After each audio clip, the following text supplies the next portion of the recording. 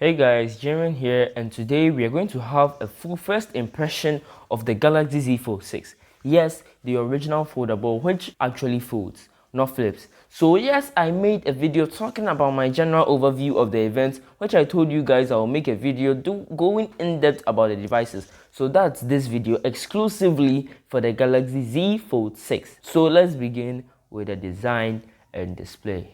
The Galaxy Z Fold 6 has a stunning innovative design which Samsung improved upon this year. It was a minor improvement, but hey, it makes the phone feel more complete. The cover screen now has a 6.3 inches screen compared to 6.2, which doesn't sound like a lot, but in reality is a noticeable improvement.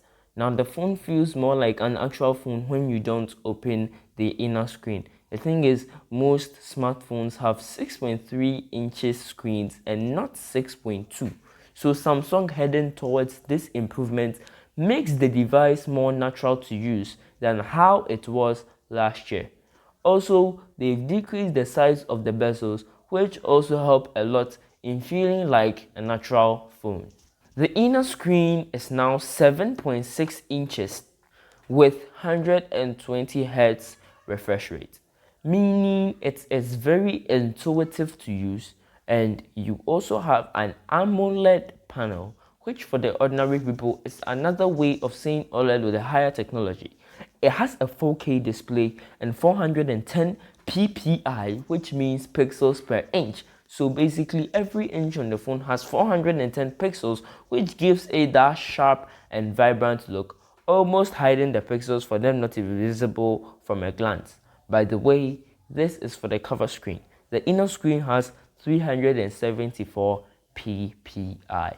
It has an aluminum frame with Corning Gorilla Glass Victus 2, which is a very strong glass. It has an IP48 rating for water and dust resistance. Overall, this phone feels good to hold in the hand, and it has a good display with vibrant colors and high resolution.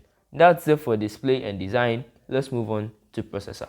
So the Galaxy Z Fold 6 has the Snapdragon 8 Gen 3 processor, which is built on a 4nm process, which means that the device is very efficient. The Snapdragon processor is the same processor in the highest end S24 Ultra. Yes, that's right, this phone has one of the most powerful but efficient processors in the entire smartphone history. The processor is very fast, there are basically no lags whatsoever, and it's just one of the fastest out there. Well, let's talk about real world usage. The Galaxy Z Fold 6 is very fast for day-to-day activities, for example, gaming, note-taking, streaming, and a whole other stuff. Recording and taking pictures with the camera, for example, this phone has almost no lag when you want to take a picture of that interesting moment. And don't let me start about the AI features this processor enables you to do. For example, circle to search. This uses all the advanced features from the NPU Qualcomm put in their Snapdragon chips, making them one of the fastest tools you can do with your phone. But I will be talking about AI later in the video, so now let's head on to storage. So all the storage configurations have 12 GB of RAM, and they go all the way to 1 TB of storage. So 256 GB, 12 GB of RAM, 512 GB, 12 GB of RAM, and 1 TB, 12 GB of RAM. So as expected, these storage configurations have crazy fast memory speeds, which I might not get into. And also something to keep in mind, there is no expandable storage on this device, so choose wisely when buying one.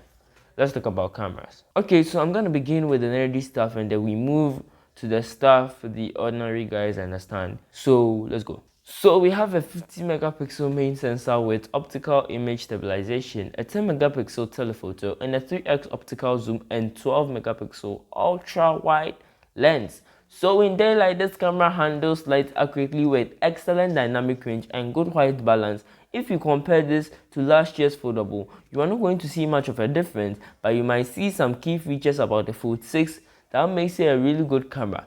It does well in accurately giving skin tones of the people, which in my opinion is a great feature. But this prevents the camera from bringing in some details about your face. The portrait mode works well also. The 50 megapixel camera is the best among the other two cameras on the phone, which shouldn't be shocking, but there's that. The telephoto camera most of the time made us a bit confused. In some cases it works normally, and in others it works as if someone has hacked the camera and is controlling it. I don't know why or how it was doing that anyway, but it wasn't all the time. But in the cases we got nice images, it did well in colors, white balance, and overall saturation. The ultra-wide camera may not be the best in terms of spec, but it is in practice. The camera does well in low light, maintaining good colors and a very little noise. I don't see why you would use either the telephoto or ultra-wide camera for taking low light images, but if you do, the cameras are good at handling it. So the selfie camera on the cover screen is 10 megapixels. On the inner screen, it is 4 megapixels.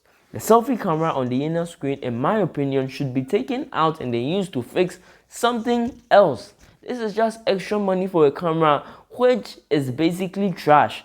Don't get me wrong, I mean, there are definitely use cases for this camera, but I mean, it is what it is. But the camera on the cover screen is promising. But then you have the rear cameras which can unfold to take a much better photo, which even makes me wonder why that is there too.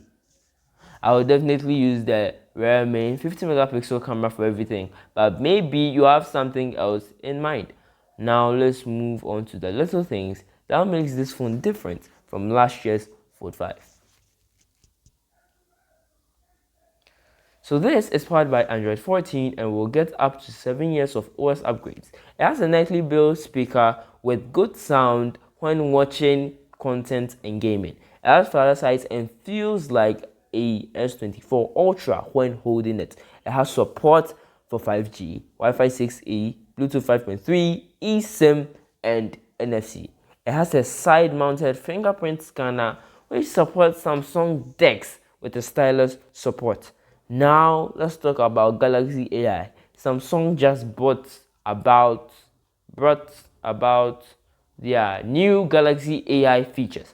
For example, when you sketch an image with the S Pen, it brings about different iterations of the image, which can be 3D or 2D or the rest. When you get a phone, you see what I'm talking about. Now you can translate by opening the phone halfway, showing the translations in real time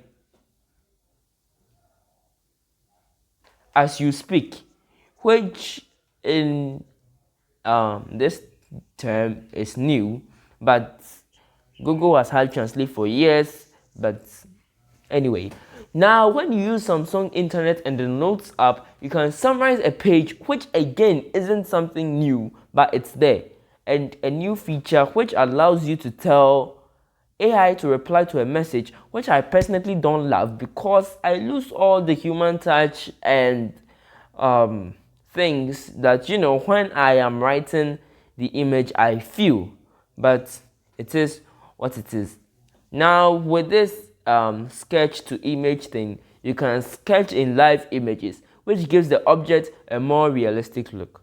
Of course, circle to search is here, and a new feature which basically when you take a photo brings up different animated forms of you. So this feature, when you want to, I don't know what they call it, but it's like an avatar on WhatsApp when you are trying to create your profile picture and then you choose avatar, or Snapchat, your Bitmoji, it's something like that. So you take a picture and then it forms different animated or, you know, sketch forms of you with AI, which is, you know, pretty cool. It has a 4,400 milliamp hour battery with 25 watts charging, 15 watts wireless charging, and 4.5 watts reverse wireless charging. And lastly, it costs $1,900. This is everything you need to know about the Galaxy Z Fold 6. Thank you, and don't forget to subscribe and share to your friends or family members who want to purchase the Z Fold 6, and then also someone that doesn't have anything to do with his time and then wants to watch this. Share it to the person too. So that's everything. Peace.